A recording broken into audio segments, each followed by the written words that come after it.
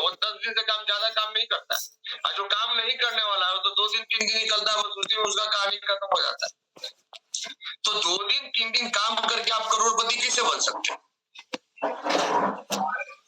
या हम भटक भटक के करोड़पति कैसे बन सकते हैं? जिंदगी और फिल्म में अंतर क्या है? फिल्म में हीरो गलती कर दे तो सुधारने का मौका डायरेक्टर देता है, लेकिन जीवन का डायरेक्टर जो है आपको जीवन में गलती जो आप करेंगे उसको सुधारने का मौका नहीं देता है। तो जब 5 साल में सुरेंद्र सर का एंडीवर आ सकता है, आपका क्यों नहीं आ सकता है भाई? क्यों नहीं आ सकता आपका? तो बस इसलिए नहीं आता है क्योंकि आप बुद्धिमान हैं। और मिलेनियर माइंडसेट क्या कहता है कि यदि आप बुद्धिमान है, या तो आप बुद्धिमान हो सकते हैं या फिर आप अमीर हो सकते हैं, आप दोनों एक साथ नहीं हो सकते। ये मिलेनियर माइंडसेट बुक में लिखा हुआ है, जो लोग पढ़े होंगे उनको पता होगा। तो अब आपको तय करना है कि आपको सफल बनना है या बुद्धिमान बनना है। बुद्धिमान बनना है तो जैसे चलना है चलिए, सफल बनना है तो फिर जो अपलाइन रास्ता दिखा रहे हैं आपको उसी को फॉलो करना होगा। आप अपने अनुभव से क्या अच्छा है क्या बुरा है ये नहीं बता सकते। तो अब आज से एक नया संकल्प लेना होगा, क्योंकि देखिए हर साल करते करते करते करते आज हम लोग 2025 में खड़े। 2025 ही है ना ये? Yes sir. क्या सुबीर सर? हाँ 2025 में ही खड़े हैं ना? 24 में सर, 25 आने ही वाला। अरे जहां मतलब आप एक चीज बताइए, 365 दिन में 300 कितना लगभग 50 दिन खत्म हो चुका है, 14 दिन बाद 24 क्यों मानते हैं? 25 में जोड़। आप 2025 में आ गए और हम पूछे रियल, आप अपने आप किसी को बताना नहीं, आप लोगों को अपने आप से पूछना है रियलिटी क्या है, कि क्या आप अपने परिणाम से खुश हैं? तो अंदर से एक ही आवाज आएगा नहीं। और ये आवाज क्यों आ रहा है? क्योंकि कहीं ना कहीं हम काम करना नहीं चाहते, या ये कोरोना आने के बाद काम करने का आदत हमसे छूट गया है। तो देखिए बिजनेसमैन को क्या करना पड़ता है? बिजनेसमैन को जबरदस्ती काम का तलाश करना पड़ता है, उसको काम बनाना पड़ता है।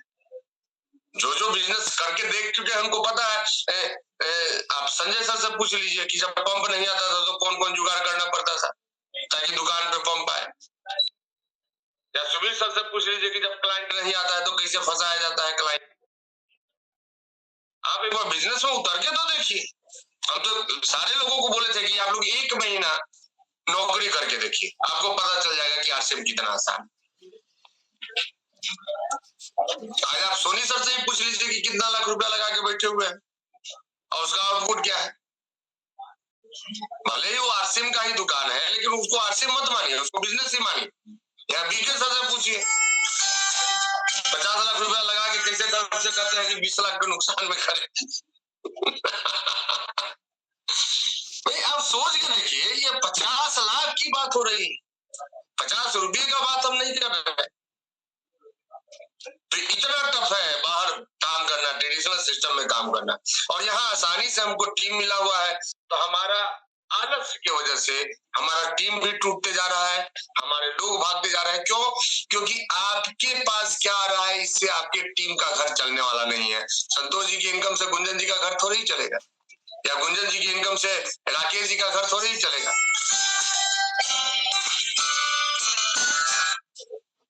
हेलो बाबू, वो आया है वो जोमेटो वाला, जाके डिलीवरी ले लीजिए। तो लीजिए फोन लीजिए। हाँ जा रहा है बच्चा, अपार्टमेंट के सामने वाला मकान है। जी जी।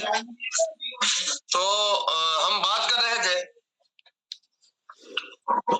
कि हमारे पास क्या आ रहा है ये महत्वपूर्ण नहीं, महत्वपूर्ण क्या है हमारे लोगों के पास क्या जा रहा है। तो हमें यहाँ पे किसी भी हालत में किसी को सबक सिखाने वाला नहीं बनना है। हम दूसरे को सबक सिखाने के चक्कर में खुद ही सबक सीख लेंगे। हम यहाँ सबक सिखाने थोड़ी आए हैं कि ना संजय जी को तो सीधा ही कर देंगे, या हम आदित्य तिवारी को सीधा कर देंगे, या फिर हम मनीष जी को सीधा कर देंगे। हम यहाँ सीधा करने नहीं आए हैं, हम बिजनेस बढ़ाने आए हैं। और बिजनेस तभी बढ़ेगा जब हम मिल के काम करेंगे सारे लोग। चाहे वो हमारा डाउनलाइन कोई भी, वो ए टीम का डाउनलाइन हो या बी टीम का, लोग क्या सोचते हैं कि हम बी टीम को ठीक से ट्रीट करें और ए टीम को छोड़ दें। हो ही नहीं सकता, ये आदत है। जो व्यक्ति ए टीम के साथ ट्रीटमेंट ठीक नहीं करेगा वो अपने बी टीम के साथ भी ट्रीटमेंट ठीक नहीं कर सकता, क्योंकि ट्रीटमेंट देना हमारा आदत है। दोहरा काम होगा ही नहीं आपसे, दोहरा मानसिकता से आप चल ही नहीं सकते। तो हमें हरि जी के लिए भी उतना ही रहना होगा जितना कि हम अशोक जी के लिए। ऐसा नहीं हो सकता है कि हमारा बर्ताव अशोक जी के लिए कुछ और हो और हरि जी के लिए कुछ और हो। अगर हम कुछ करने का प्रयास भी करेंगे तो फिर कुछ दिन में अपना आदत आ ही जाएगा। वो कहानी सुने ना आप, कहावत, चोर चोरी से जाता है, हेरा फेरी से नहीं जाता है, तो वो आदत आ ही जाएगा। तो हमें इन सब चीजों से बचना है। तो देखिए, हम तो यही कहेंगे कि अब आज से एक प्रण लीजिए कि हमको सिस्टमेटिक काम करना है। अच्छा, सिस्टमेटिक क्या है? आप दिमाग क्यों लगाते? सीधा सीधा 10 वर्किंग स्टाइल का पालन कीजिए नियम के रूप में, और डिवाइड एंड रूल पे शेड्यूल बनाइए। आप जो अपना रिसर्च कर, कितने साल तक रिसर्च अपना करेंगे बताइए, और कितना साल लाइफ में और है? आप रिसर्च करते करते 11 साल टाइम पास कर चुके हैं, और कितना साल आपको चाहिए टाइम पास करने के? आप जो सोच रहे हैं कि हमारा बिजनेस बढ़ रहा है या कुछ बढ़ा हुआ है, कुछ नहीं बढ़ा हुआ आपका बिजनेस। ये महंगाई है, इन्फ्लेशन है जो आपके बिजनेस को बढ़ा हुआ दिखा रहा है। आज हमारे स्क्रीन पे जितने भी लोग दिख रहे हैं, हर व्यक्ति का इनकम 1 लाख रुपया महीना मिनिमम होना चाहिए। और ये इसलिए नहीं है क्योंकि कहीं ना कहीं अपने अंदर लापरवाही है। तो एक तो ये 3 नियम का बिल्कुल ही ईमानदारी से आप लोग पालन कीजिए, क्योंकि अब पालन ही, ये पालन करना जरूरी नहीं है, ये मजबूरी बन चुका है आपका।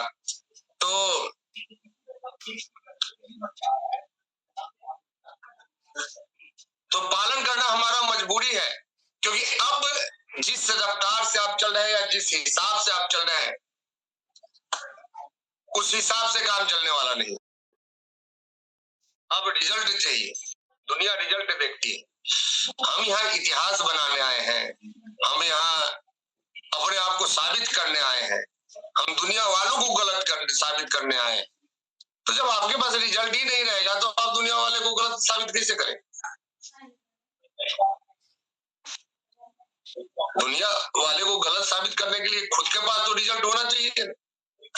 तो अब हम लोग एक सिस्टम बनाते हैं, और उस सिस्टम पे क्या करेंगे? हम लोग सिस्टमेटिक काम करेंगे हर किसी का।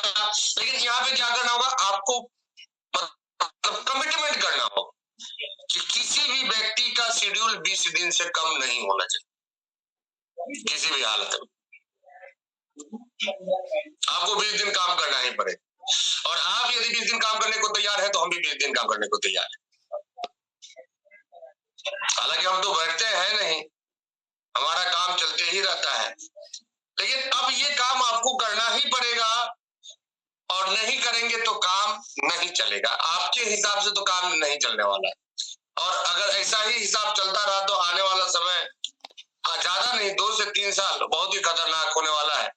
3 साल के अंदर ही आपको महंगाई अपना रंग रूप दिखाने लगेगी।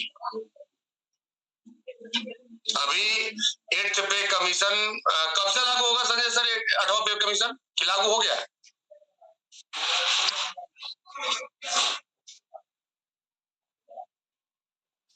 बीच में लागू सर? हाँ नहीं, पेमेंट पे सिर्फ घोषणा हुआ है कि लागू हो गया? मिलना शुरू हुआ क्या है? इसी साल से मिलने वाला था शायद, मैं एक जगह न्यूज में पढ़ रहे थे।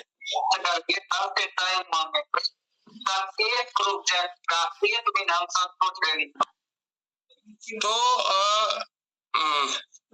जैसे ही ये लागू होगा तो 10 रुपया वाला चाहे आपका 15 रुपए का हो जाए। आज ही ट्रेन में देखिए ना, जूता पॉलिश करवाने में 30 रुपया लेता है। बाहर भी आप जूता पॉलिश करवाएंगे 20 रुपया लेगा, 5 रुपये में जूता पॉलिश होता था। तो चलिए, हम लोगों को इन सब चीजों में फंसना नहीं है। बस हमें करना क्या है? हमें अपने आप को ठीक कर लेना है, और ठीक करने के लिए क्या करना है? ठीक करने के लिए बस वही करना है कि हमारा जो शेड्यूल हो। ये अनुभव सर को होस्ट हमको नहीं बनाया है क्या? Most times.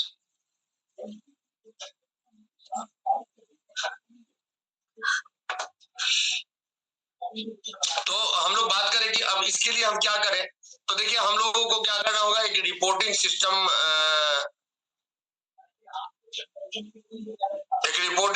पे हम लोगों को काम करना पड़ेगा। जो डिवाइड एंड रूल का हम कई एक बार आप लोगों को बोले हैं कि ये जो रिपोर्टिंग सिस्टम है इस पे ही चलना चाहिए। और